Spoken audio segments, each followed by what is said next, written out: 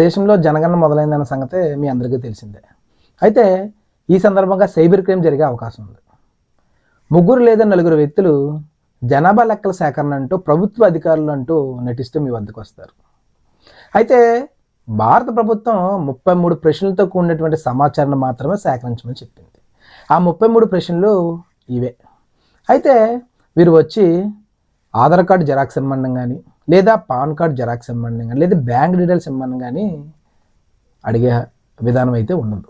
ఒకవేళ అలా అడిగారంటే వాళ్ళు ప్రభుత్వ అధికారులు కాదు, సైబర్ క్రైమ్కు పాల్పడే వ్యక్తులని మీరు గమనించాలి.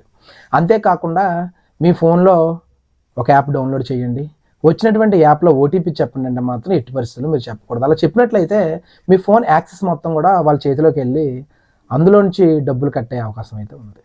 అయితే ఇంటి వరకు రాకుండా ఫోన్లోనే సంప్రదించి, మేము మీ ఇంటి దగ్గరికి రాలేకపోయాము, ఫోన్లోనే సమాచారం మేము అడుగుతున్నాము, కాబట్టి ఫోన్లో సమాచారం చెప్పండి అంటే ఎట్టి పరిస్థితుల్లో మీరు చెప్పక్కర్లేదు. ఎందుకంటే జనాభా సేకరణ అనేది ఖచ్చితంగా ఇంటి వద్దకు వచ్చే సేకరించాలి. కాబట్టి సైబర్ క్రైమ్ జరిగే అవకాశాలు ఉన్న వల్ల మీకు ఇటువంటి విషయాల్లో ఇబ్బంది ఎదురైతే భారత ప్రభుత్వం ఇచ్చినటువంటి 1930 నెంబర్కి కానీ లేదా 112 కానీ కాల్ చేసి ఫిర్యాదు చేయవచ్చు.